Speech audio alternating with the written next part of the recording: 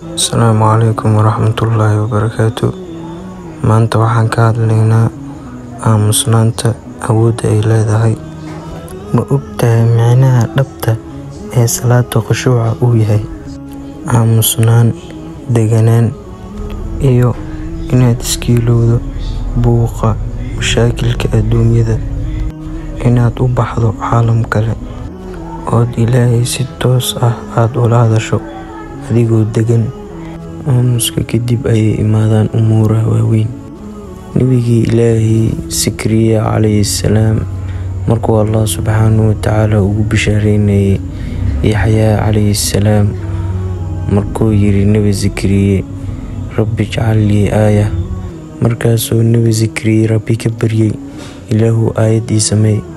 markaasuu Allah subxaanahu wa tacaala ku yiri qaala aayatuka an laa tukallima linnaasi 3 layaalin sawiya.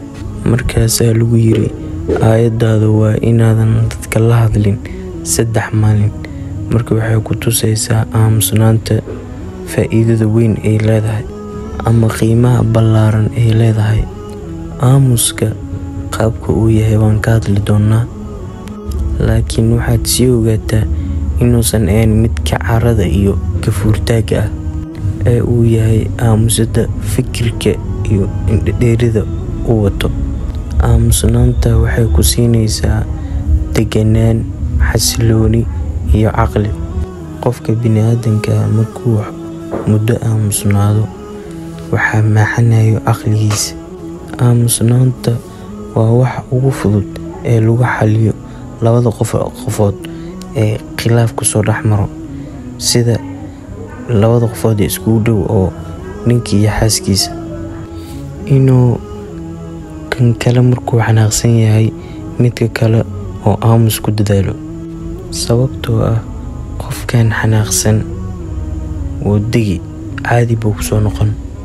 laakiin hadday isla sii buuqaan waxaa ka dhalanayso natiijo aan wanaagsanin. Aamusnaanta waxaad ka dhaxlaysaa fikir dhanka tamarta ah iyo inaad si mug leh aad u fikirto markaad la tacaamulayso howlaha kusoo wajaho.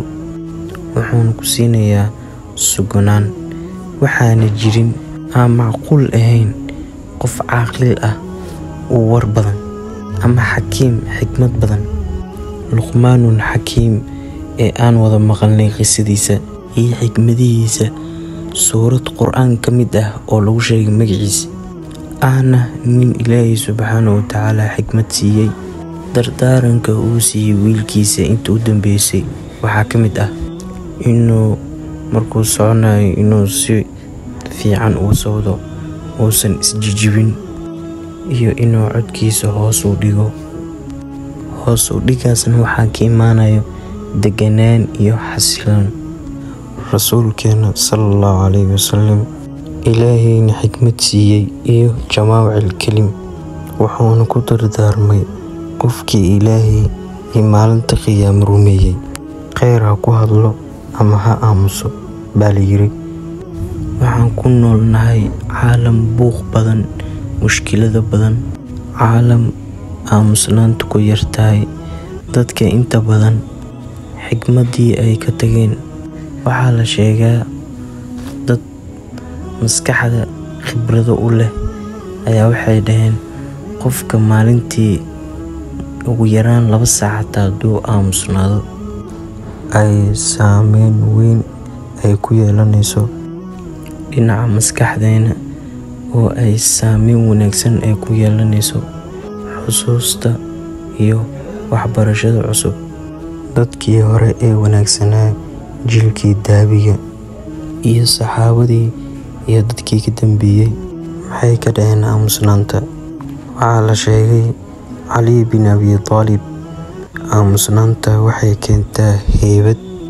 waxaa la sheegaa baryahan caalamka galbeedka ee soo tarmayo dadka badan ee u kacitamayo barashada aamusnaanta.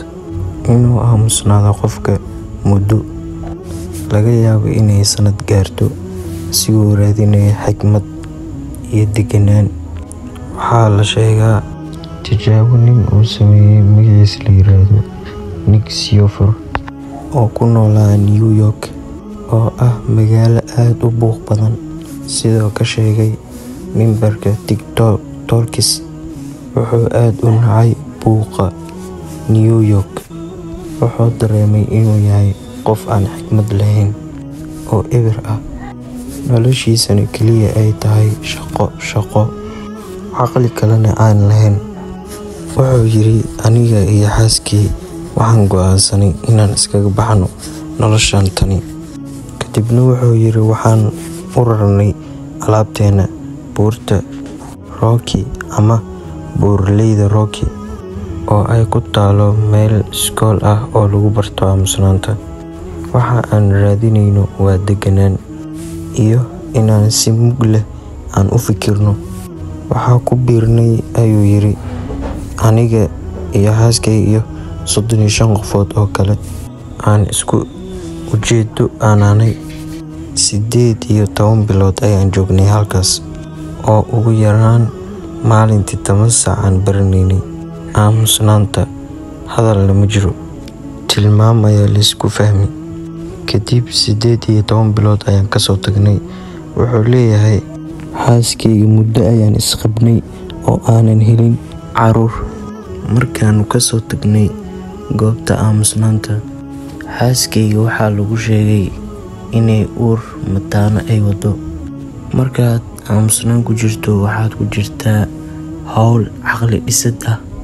Wuxuu leeyahay, waxay ugu fiicnaay oo nolosheeda aan sameeyay waxay ahayd inaan sameeyo tijaabadaas. Waxaan noqday qof degan, markuu go'aan qaadanayo aan degdegin, qof ficiladiisu ay kontroolin yihiin. Aamusnaanta waxaa lagu daaweeyaa bixitaanka badan ee dhinaca maskaxda. In oo qof oo ku hor fadhiyo inaad baxdo, aad meel kale ka fikirto, in ay maskaxdaada ay joogin, aad meel kale aado.